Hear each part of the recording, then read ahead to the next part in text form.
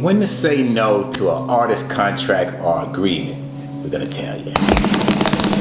No matter when I'm losing, it's no confusing about the ride I'm choosing, and the only way I'm moving, doing me. It's just me I'm doing. What's up, Odies? Welcome to the show, Doing Me. I'm your host, Dyggz, oatmeal eating rapping guru, with my co-host. Amen, your oatmeal eating Robert Batman over here. And like I always say, we are here with you every Monday, Wednesday, and Friday. To give you three things. And three things only. Recommendations on how to cure your oatmeal hunger. Simplifying the artist's role in the music industry. And business tips to get your bank account fatter. I mean, they still, I feel like you still don't understand why we love oatmeal so much. So we still got some more on this list. So we've already talked about the fiber, the protein. We also talked about the convenience. You can't hide that. And then we talked about the health factor. The health factor, you know drinking the tea more skinny with it. Y'all better go get it. Yeah, you go get it down in the description. That's good for you. We drink a little tea with it.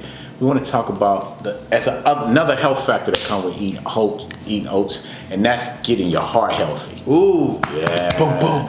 Boom, boom. Want to keep this healthy. You're going to need that. From the artists, all artists, everything comes from your heart. Like you coming from that. Man, eating oatmeal helps your heart. It helps you. When we say the weight management, you don't have to worry about getting big and all those certain things. That's another plus to eating oatmeal as a good meal for you. You feel me? Especially if you know that there is a history of heart disease in your family. Right. Oatmeal is a great way to take care of that issue as far as taking precautionary steps. So eat some oats. Eat some oats, man. Get your oats in your life. Come on. We want to talk to you today about a lot of artists, and you've seen it. You've seen even successful artists go through, oh man, I can't believe I got caught up in this contract. And most recording contracts, if you didn't know, here's some little tidbit for you, are 360 contracts. Because nowadays, it's a business. So if someone's going to invest in you, they want to get the money from where they can get it from. Music, the streams don't really pay that much. And what they mean by a 360 deal is everything you do as an artist, as signed to a label, they get paid from. Your merch, your shows, if you act, if you do anything. So what do you get? You get to split everything with them, and they get to help you market yourself. It's what they're offering to you. But with the myriad of outlets through the internet to get yourself out there, I'm not saying a record label can't help you. I'm not saying that, but you can do a lot of this yourself. When it comes to our first point, you have to know your value. You have to know who you are. Everybody's looking for new music. There's never been a you. Hey, get out there and put you out there. That's what I'm saying. You have to. I mean, how else do you see the spectrum of where you can be? In order, you have to start. You gotta start. You have to know who you are. In most cases, it takes a lifetime of figuring out who you are because you're growing, you're changing every day.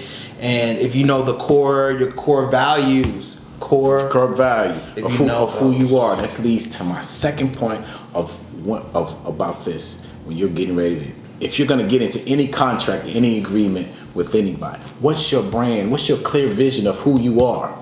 Does this fit into that? Of what I'm doing? Does this fit into the clear vision I have for my career as an artist? What I'm trying to do? Would I, as a rapper, go to a label that has all country music singers on it, and I'm on it? Does that fit in my vision just because they offered it to it? Yeah. As a singer, would I just go to a hardcore rap label or see? You have to. Where does it fit into your clear vision of what you do?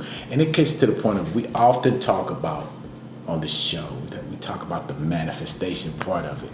The more clearer your vision, the more you can manifest the things that you want. The clearer you are about the judgments you make, where you know I can make XYZ move to get here. I'm not gonna sign a 360 deal for someone to put me on the shelf and I never get any of my. They're getting paid. You're not even putting music out, and they're getting paid from some appearance that you did. You gotta be careful for that. Your want to make it cannot supersede the vision. It can't supersede your values, because when you see a scammer, or when you see a label trying to change who you are, then you can step in because you know those values and you're able to say, absolutely not. Right, absolutely no. I know what I want to be. I want it the way I want to get it. And side note, do not be afraid to make your own path. When I started out, and I was writing on one side and seeing all these artists I was writing for, I saw the way that they did things. And I was thinking, well, I have to do what they do. I have to go find me an A&R that will believe in me. I got to find a manager that would. I decided that I could get in the same rooms using my skill to write that someone else would do something else with, where they use funds or different situations. I made my own path. Do not be afraid to say, I'm going to do it this way. I'll find a way or make a way to get to where I got to go. And that's important. He's saying, stop trying to take somebody else's story, somebody else's journey. That's just stupid. Write your own story. You're the author of your own book. Exactly. You are the creator of your own movie. Because you're going to be a copycat at that point. Right. And don't be a co-star in your own movie. You are the star, and you get to pick what happens to the star. When you're making decisions about your career, you get a clear vision. You know the value. You know your value. You know what you're worth, and then you have a clear vision of what you're planning to do. You make decisions of when to say no and when to say yes.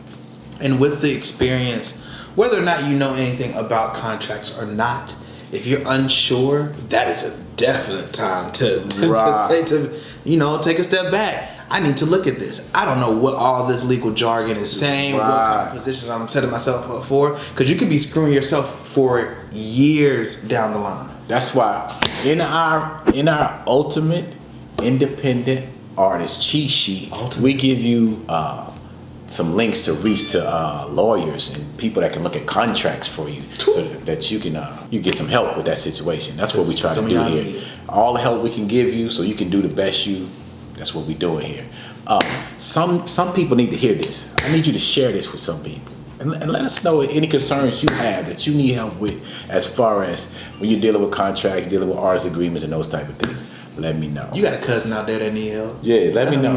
Don't mind. Let me know. So now we're gonna get into the fun part that we always do. My boy's about to give us a little this or that. A little this, a little that. A little this or that. Some in between. Some choices. You know, ugly. Right. Pretty. Yeah. I like to say ugly. I don't know why. I like to say dusty too. Just keep those words in mind. Ugly and dusty are Amen's favorite words to say. So, this or that. Right. I got one for you. Here Barney or Elmo? Ooh, wow. I mean, you got a tiny little red creature. I don't know what he is. The thing is, we don't know what Elmo actually is. Like, that's the whole thing. His voice, but you get that high-pitched voice that is. Barney's voice is kind of off, but Elmo's way up here. Barney sounds drunk. And what the thing about Elmo is this: he's smaller, he's weird, but we don't know what category he's in. I'm leaning towards Barney because he's a dinosaur, and I know he's a reptile, and he can protect me. As a little kid, that was big with Barney, and he tells me that he loves me. Yeah, I love him. We were a happy family. I was a happy family with Barney. I would have to go with Barney on this one. You know what? I'm a little indifferent about the two. One is this gigantic, extinct creature. Right. Speaking to me through the television. Right. And then I have this unknown creature with a high-pitched voice, as you said. But the commercials make you want to tickle him. And why have tickle you? Why we gotta do all that? I don't know what's up with you. You know, and then Barney says, "I love you. You love me. I'm forced to love you now." But he did it for that. We are a happy family, We are. That's we one of are, my favorite we are. Chinese. Happy family. And so the thing, and he's purple. So that's one of my favorite colors. There you Barney go. all day, every day, man. One And color. I'm saying, we always give you good content like this, man, to get them to picking like this. But what you want to do, we want you to do is like and subscribe, man. And don't forget to come back and check us out all the time. And you need to get into those comments and tell us if you like Elmore or Barney. I know it sounds crazy to But- talk about this, but hey, we're here. We're here You're watching. and we want to know about it. So we might as well say something. Right. And we're out here doing us. We want you to do you. Mind your business too at the same time. Do you. Mind your business. We be good. Yeah. That's all I got. We out. We out. No matter when or losing, it's no confusing about the ride I'm choosing. And the only way I'm moving, doing me.